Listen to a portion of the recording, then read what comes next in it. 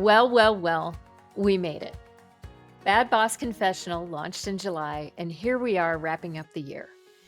I'm Beth Fahey, and if you're listening to this podcast, you already know that this isn't your typical leadership show where everyone pretends they've got it all figured out.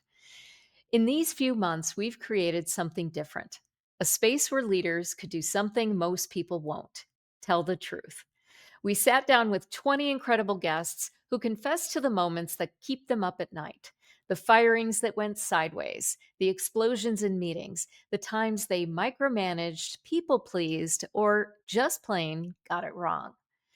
And here's what I've learned sitting across from all these brave souls since June: every single one of us has been a bad boss at some point. The question isn't whether you screwed up, it's whether you learned anything from it. So today, we're doing something special. We're looking back at the confessions that made us wince, the redemption stories that gave us hope, and the lessons that actually stuck. Before we dive in, do me a favor. If this podcast has helped you feel less alone in your leadership journey, hit subscribe. Share it with a friend who needs to hear they're not the only one who's messed up. Leave a review if you're feeling generous, because the more leaders who are willing to get honest about their failures, the more we all grow together. All right, let's take a look back at 2025: the good, the bad, and the beautifully imperfect. We heard from Mary Pat Knight, who at 19 threw objects and verbally exploded at a colleague, then spent a lifetime learning to regulate her emotions and lead with humanity instead of positional power. I cringe when I think about it, and it's been a source of shame and humor, and shame again and humor again. But really, really early on, I think you'll appreciate this because you came up in a family business. So this was a made up family business because it was a troupe of actors, singers and dancers, and hoofers that were entertaining. Back in the day, I was like 19 years old, and I was named to the managing director as well as one of the entertainers. So you see the blur? You see the blur Mhm, there? mhm, It's mhm. very, very family, very overly familiar with each other, but I had to be an authority figure. So one day, this young, beautifully talented man was challenging my authority. And as a young boss, relying on positional authority, that's the death knell. And I had had enough. And he had plucked my last nerve, and he had said one sly thing to me too many. And I literally walked into the green room and I threw stuff and I looked at him and I cursed him out using the most horrible language ever in front of everybody. It was horrifying. Silence fell over the room. His face became ashen, and I realized, "Oh, crud. Look what I just did. I just took everybody out." I wanted to be totally wholly justified because he was really being a pain in the butt. I wanted to be totally wholly justified, but I absolutely knew in the moment, wow, I really messed up. And it's carried. I mean, I'm well much older than 19 years old, but this has followed me through my career as a real pivotal moment of truly bad management. Dominic Sergi showed us how unchecked empathy nearly held his company back, how caring too much about being liked kept the wrong people in the wrong seats for way too long. My superpower, but also my kryptonite is my empathy. And I can be incredibly empathetic as we go through and just taking care of the whole person. It even goes back to the purpose of building wealth and creating legacies. I want to make sure, I as the visionary want to make sure that we're taking care of the whole person, that all the way down to what we do with financial education, how we have set up, using different various systems and teaching people once they get their paycheck, what do you go do with it, right? Like that has been incredibly important to me. Um, but my empathy is actually what causes probably for the first 10 years to probably grow slower and keep people longer. And that was probably my biggest thing as a manager and as a leader was, well, we'll give them another try and we'll do this. And we weren't having incredibly direct candid, honest conversations. Because with me, I was afraid. I was afraid to go do this, and I was actually instructing my team to be like, "Well, they had a bad day and they got in a car accident, and it was the and well, you know what? We'll try one more time."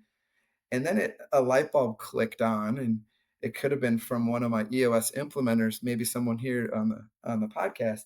Um, that and it just stuck with me, which was uh, like you're stealing their lives as much as you're stealing your own. And when you have someone who is an RPRS issue, you really got to assess it. You really got to get down into it because they know that they're failing and not meeting up to it, and you know it, but you're not talking about it.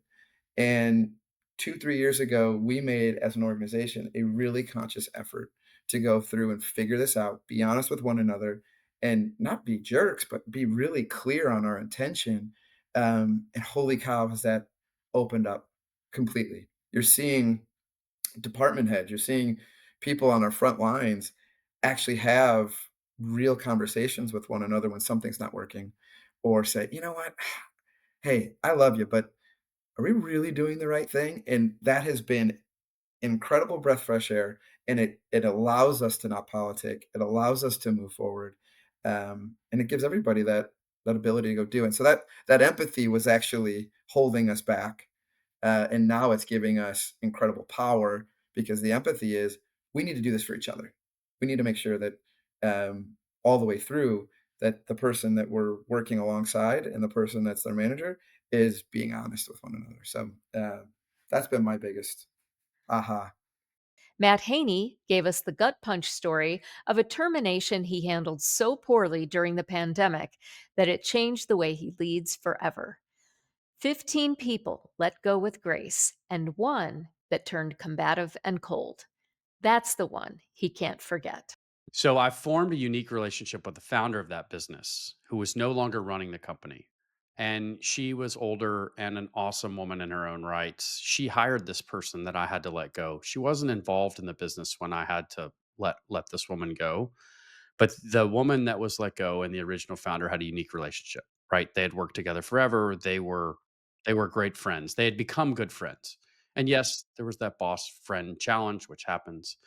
But what ended up coming of this was that the founder of the business, this woman who I let go reached out to her and just said, "Hey, this is what happened, and this is how it was handled." And I got a phone call from the founder that said, "I'd like to give you some feedback." And here I am. I was like, just puffy chested. I was, so proud of the fact that I had to handle these hard situation. And she was like, that's not you. What was going on?" She's like, "I know you and I've seen you interact as a leader. What happened? Like, what in the world?" And I went through the scenario, and she's actually the one that said, "That was incredibly selfish of you and lacking empathy." Um, and I was taken back because it was, no one wants to be told that you are being selfish and lacking empathy. But I just continued to process it. And I was like, you know what? You're exactly right. I went in there with a preconceived notion, ready to fight, ready to argue, and she said, I think you need to replay that scenario in your head, quote. And I did. And I attempted to reach back to the woman initially, within a few weeks to repair or try to, and she didn't answer the call. And then I found myself, Beth, I'm not kidding, 6 months later, still going, man, is there any? And the woman landed at a perfectly great career, and it was, she would probably say it was a catalyst for her that was needed. And Lisa Gonzalez, she confessed to secretly creating a 6-inch binder of hyper detailed processes that her team completely ignored. A project fueled by fear and perfectionism that taught her that buy in matters more than binders. We decided we were going to open up an office in DC, and then we ended up also opening an office later in Chicago. And along the way, I decided to single-handedly document all of our core processes. And so I didn't tell my leadership team. I did it nights and weekends, and really just gathered what I knew how to do, or and captured those in very, very detailed processes. 100 pages per process, everything short of telling a person how to, turn the handle and walk in the door to start their day. And so, as a result, ended up with this beautiful 3-ring binder that was probably 6 inches thick, and really created just a ton of content that I thought our team would think like this was the most amazing masterpiece ever created. Sometimes I say like, maybe they were going to name a street after me, or a parade, something small. But instead, when I presented it, it completely fell flat, and it was just too detailed. I didn't get buy-in from anybody, which is a big piece I teach today on process. Like, you got to get buy-in from your leadership team first, and then your departments, and then and it got outdated so quickly, where even to the point I forgot about it. And at first I was really frustrated about it. I was like, why isn't anyone using this, this crazy, masterpiece that I've created? And quickly I realized, because I didn't do this correctly. And so that's like, I think the big, I share this story when I give talks on process. I share it with my teams because there's so many pieces to that, that as I've matured as a leader, that I understand, where my motivation to make such a decision came from. We laughed with Mike Shannon about his Shark Tank experience and what it's really like scaling to 120 employees when you're still figuring out how meetings should work. Let's see, we started the company in 2011. And from 2011, by 2013, we were probably like an 8 or 9 person team, right? So like the first 2 years. And then by 2015, when that business model didn't work out, we were probably like a 15 person team, right? So there's like 4 years of not really being a huge team. But even at that level, I can remember, hiring a few folks that were in their like early 30s. And I remember being 24. I can give you a moment. I sat down. Things weren't going well on this first textbook rental business model. And there's a story of this in my book, Sweaty Equity. When things were not going well, I had a senior employee, very, very key to what we thought we were trying to achieve. And he asked me to get coffee. And I'm the CEO. I'm 24 years old. He's about 30. And we sat down, and he was, a bit stressed about things, reasonably so. And he said, Mike, I thought CEO and executive were about to roll up our sleeves and figure things out. He said, Mike, we need to hire a real CEO. And I'm the CEO, right? So that's not a great moment as a 24-year-old. And I remember my only rebuttal at the time was, we can't afford it. We didn't have the money to hire a real CEO. We're stuck with me. So, around that time, though, that was a nice impetus where, yeah, I think I leaned further into some coaching with people around me. I had some one-on-one CEO coaching, and it was a couple of years after that. I'm fast forwarding a little bit. We pivoted. We found traction on this AI writing tool, and we went through some really tough shareholder things where we had previous shareholders on the book rental business. Actually, this is another thing that plenty of advisors attempted to help us not step into, but we had basically too many shareholders. I mean, they were great people, but we had, I think, 110 like individual shareholders, which is a lot of people. I mean, the main reason for that is we could not get institutional venture capital. We didn't have the traction. And so we're piecing together small angel checks. And in piecing those together, you end up with this kind of messy cap table, which can be a force for good, right? You have a network behind you. For us in a higher education market, I mean, most people couldn't impact our sales channel or growth channels in higher education. I mean, it's just kind of a strange market that you can't really just like push with a network. So they were just kind of on the sidelines. And then when we pivoted and we got to the brink of bankruptcy and finally had a venture capital term sheet come in for a small Series A, $2.5 million, those terms kind of needed to wipe a lot of things to a clean slate. It's called the down round or recapitalization. And that's sort of the crux of the conflict in the book that I talk about. We kind of knew this thing was coming.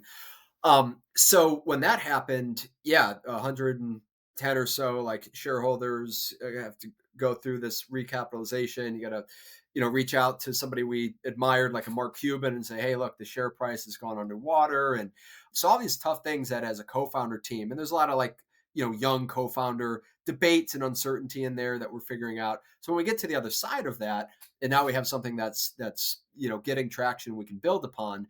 Well, now there was at least more, early gray hairs for that young founder team and more people that were like in the cockpit around us. So back to your question of getting to 120 employees, at that point, there's still plenty of challenges of figuring out how to manage, systematically and think about managerial leverage.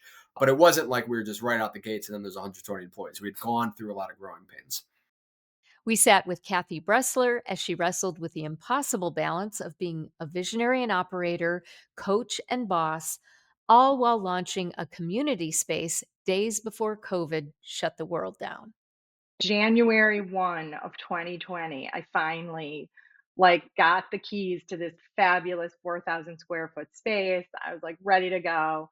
We were going to launch March 18th with on the Equinox with a whole host of amazing programming. I had amassed a community of women who were practitioners and healers and coaches and then COVID hit. So my journey, I mean, what would already have probably been a difficult journey, the same journey I've been on of how do you go from being a visionary to making something real, starting a physical gathering space in the middle of a global pandemic was Oh my gosh. quite a trial by fire.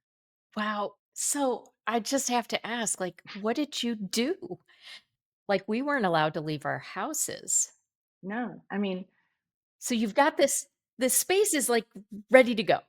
yeah, stunning, ready to go. I had spent 2 months making it, this welcoming third space was the idea, right? Kind of like a soulful Soho house. And anyway, so what we did, interestingly, like everybody else, right? We just pivoted.